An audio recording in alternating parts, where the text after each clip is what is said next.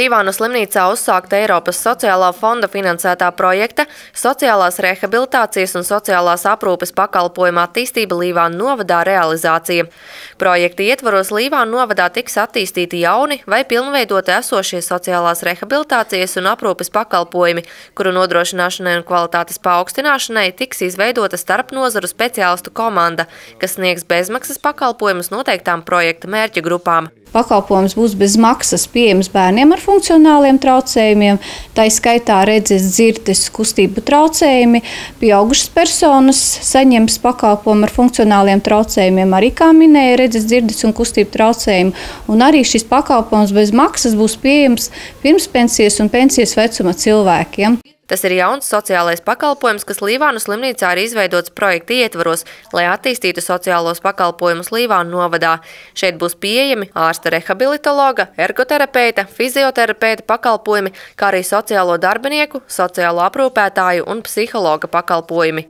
Tas nozīmē, ka ģimenes ārsts nosūtot pacientu uz šo sociālo rehabilitāciju, tiek izstrādāta pacientam izvērtēta šī klienta lieta. Ja? Tas nozīmē, ka pakalpojums, lai sniegtu šo pakalpojumus, jāizdiet gan šī medicīniskās rehabilitācijas speciālistu novērtējumi, gan sociālo darbinieku sociālajā jomā, gan psihologa psiholoģiskajā rehabilitācijas jomā. Projekta ietvaros SIA Līvānu slimnīca iegādājusies arī jaunu aprīkojumu fizioterapijas kabinetam un citu speciālistu darbam nepieciešamo inventāru, kā arī varēs algot kvalificētus speciālistus, kas noteiktām sociālajiem riskiem pakļautajām iedzīvotāju grupām sniegs bezmaksas sociālās rehabilitācijas un sociālās aprūpes pakalpojumus. Tos nodrošinās atbilstoši izstrādātajiem individuālās rehabilitācijas plāniem, strādājot gan grupās, gan individuālajās nodarbībās.